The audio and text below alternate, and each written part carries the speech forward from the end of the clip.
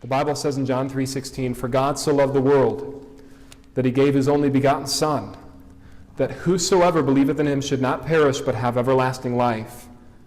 For God sent not his Son into the world to condemn the world, but that the world through him might be saved. He that believeth on him is not condemned, but he that believeth not is condemned already, because he has not believed in the name of the only begotten Son of God." Alright, so God sacrificed himself to save everyone from himself in a system set up by himself. Good work, God. Gold star. Gold fucking star, mate. And notice this word, this verse, these couple verses.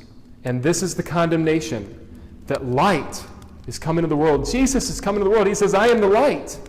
He says, "I am the light of men." The Bible says, "This is the light which lighteth every man that cometh into the world." John 1:9. Jesus gives light to everybody.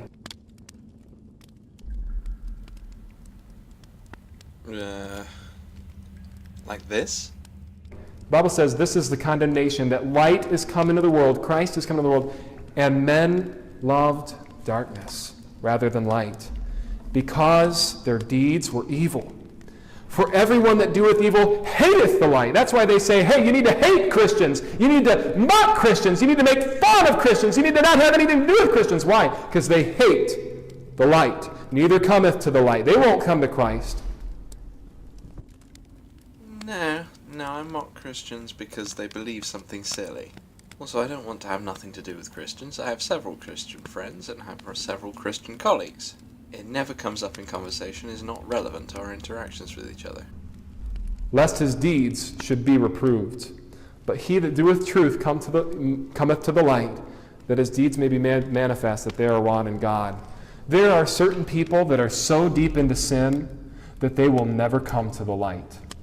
They are so deep into sin. People ask me, "Oh, you mean a murderer can get away with sin and still be saved?" Let's think about that. David did commit murder in the Bible. That was a completely different circumstance. And it was a bad circumstance.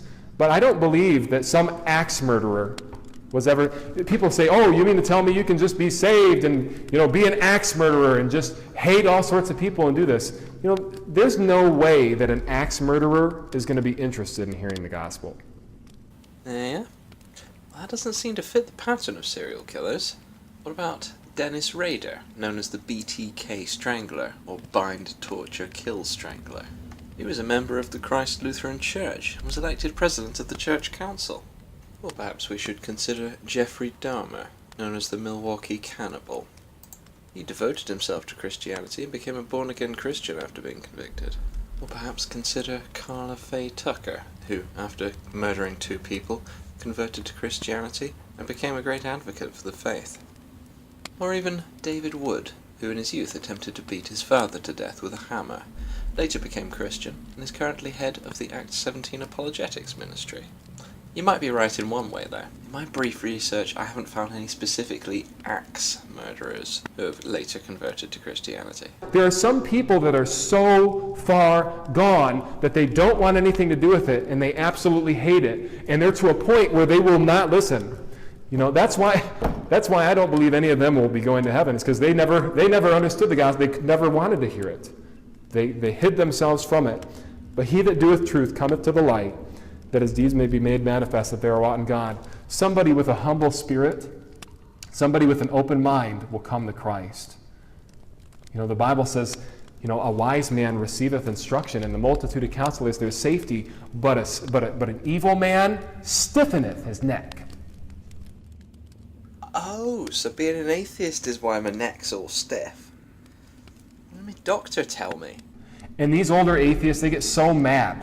"Oh, you'll grow out of it one day. Oh, you'll get into reality." I think that's crazy. I think that's absolute madness. And it breaks my heart. I love these people, and I want them to come to Christ. They don't sound very mad to me. They sound more hopeful that you might eventually grow out of your imaginary friend and do something useful with your life. They sound like very positive people. And I don't want anybody to be deceived. That's why I preach messages like this. Sorry, what? Because this is probably the last evolution message I'll preach for a while. But there's a reason why kids are going and shooting up schools. There's a reason why, because they think that they're nothing. They don't think they're made in the image of God. Hey, folks, I want you to know that God at one point in history, actually, the Bible says He formed you out of the dust of the ground. That He literally formed your face, and He formed everything about you in His own image. And He loves you. And you're made in His image. Think about that. God made us in His image. Lived a perfect life. Was tempted at all points like as we are, yet without sin, the Bible says. God doesn't want anybody to go to hell. But if you go to hell, it's only because God never knew you. He's going to say, I never knew you. Never knew me. For someone who was supposed to be omniscient, omnipotent, and omnipresent, you'd have to be pretty fucking deliberately ignorant to never know someone.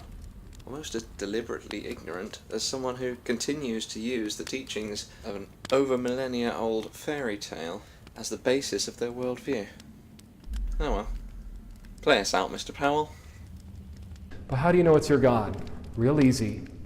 Most religions are trying so hard to work up to God. They're trying so hard to just make it to God. But Christ actually came down to our level. He actually came down to us. We'll go ahead and start closing things out. But I want to thank you all for coming tonight.